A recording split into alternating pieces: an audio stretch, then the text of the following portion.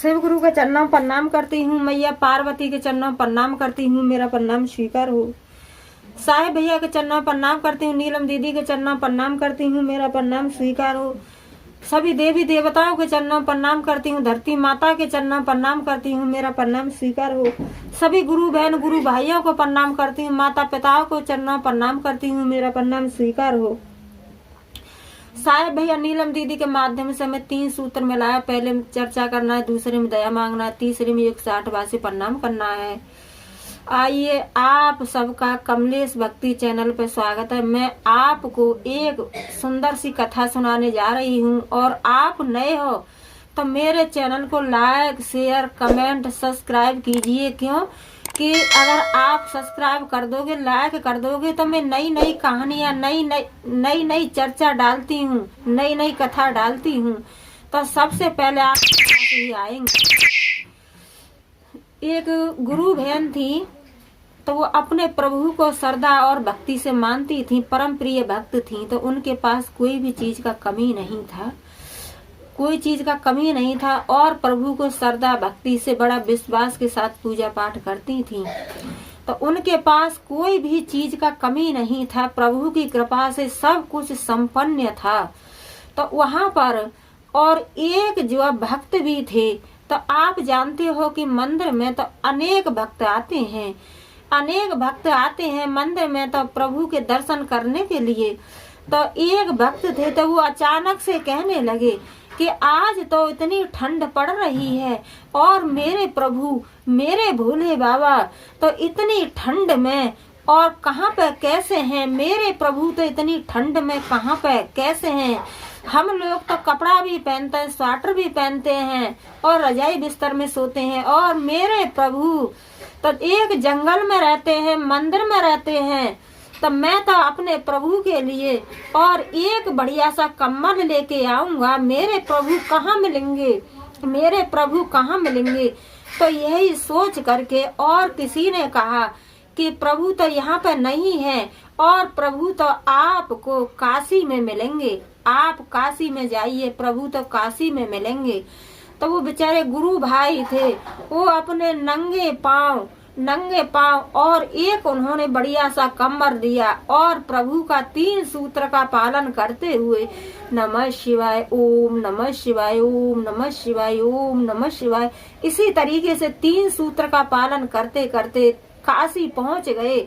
और काशी में जाकर के कहने लगे, सबसे गली गली में खोजने लगे, गली गली में कहने लगे कि बैटरी रिमेनिंग 70%। आपने और हमारे भोले देखे हैं, आपने हमारे भोले देखे हैं, सबसे कहने लगे। तो इसी तरीके से सुबह से शाम हो गया और हर मनुष्य से पूछने लगे, कहते थे कि तुमने हमारे भोले देखे हैं, आपने हमारे भोले देखे हैं। तो एक मनुष्य कहने लगा शाम को कि भाई इतनी ठंड पड़ रही है और तू सवेरे से शाम हो गया, तुझे भोले भोले किसका नाम है, भोले का कुछ सबूत बताओ कि भोले का क्या सबूत है और क्या कोई दूसरा भी उनका नाम है।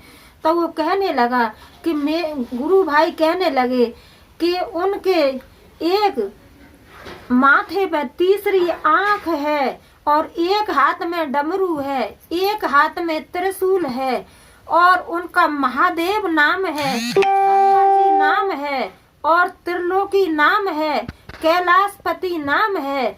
तो वो गुरु भाई थे, उन्होंने इतने वचन सुने तो वो कहने लगे कि भैया हमको बता दो कि वो कहाँ पे हैं। तो जो उसी गांव का मनुष्य था वो कहने लगा कि भैया आप तो शंकर जी के लिए बोल रहे हो और उन्हीं के लिए सुबह से शाम तक परेशान हो और आप तो सुबह से भोले भोले बोल रहे थे।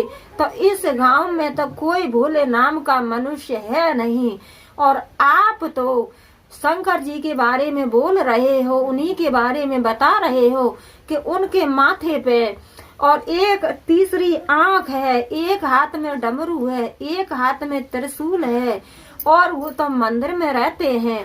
तो जो गुरु भाई थे और धीरे धीरे रात हो गया तो वहाँ मंदिर की सीढ़ियों पे जा करके और अपना बैठ गए और करने लगे ओम नमः शिवाय, ओम नमः शिवाय, ओम नमः शिवाय, ओम नमः शिवाय। इसी तरीके से प्रभु का जाप करने लगे। तब प्रभु जब सब कोई सो गए, रात हुआ, तब प्रभु एक बुढ़े का रूप रखा, वृद्धा उम्र के बन करके, और उनके गुरु भाई के पास आए और गुरु भाई से कहने लगे कि भाई मुझे तो ठंड लगी है बहुत तेज, और तुम्हारे पास कम्बल है तो इस कम्बल को मुझे उड़ा दो। तो उन्होंने और गुरु भाई ने और उन्हीं को कम्बल उड़ा दिया, उनको कम्बल उड़ा दिया। तो कहते हैं कि जितनी मिलने के लिए भक्त के दिल में लगन रहती है, उससे ज्यादा और प्रभु के मन में भी अपने भक्त से मिलने के लिए लगन रहती है। भक्त कहता है कि मुझे प्रभु मेरे पास आए, तो प्रभु भी कहते हैं कि मैं भी अपने भक्त के पास क्यों नहीं जाऊं, मेरा भक्त इतना कष्ट में। तब प्रभु जी गुरु भाई के पास आए और उन्होंने कम्बल उड़ा दिया, कम्बल उड़ाया।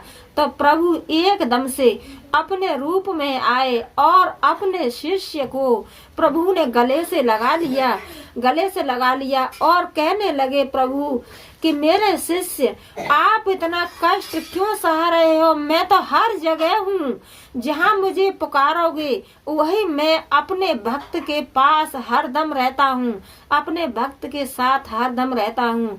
हे मेरे भक्त, आपने इतना कष्ट क्यों उठाया कि आप नंगे पांव चल करके इतनी ठंड में मेरे पास आए हो, और आप मुझे वहीं पुकारते तो मैं आपके पास जरूर आता। कहते हैं कि तुम मुझे पुकार रहे, मेरी रास्ता निहार रहे, तो मैं भी आपकी रास्ता निहार रहा था।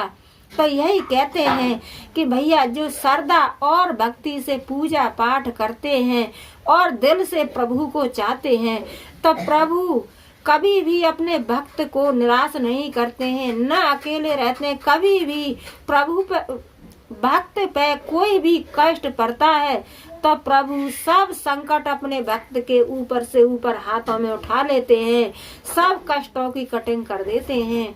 तो यही कहते हैं कि हे प्रभु, हे देवों के देव महादेव, जैसे आपने उन गुरु भाई के पास आए और उन गुरु भाई की प्रार्थना स्वीकार की, ऐसे ही आप सभी भक्तों की प्रार्थना स्वीकार करना और सभी भक्तों पर आप अपनी दया दृष्टि बरसाते रहना।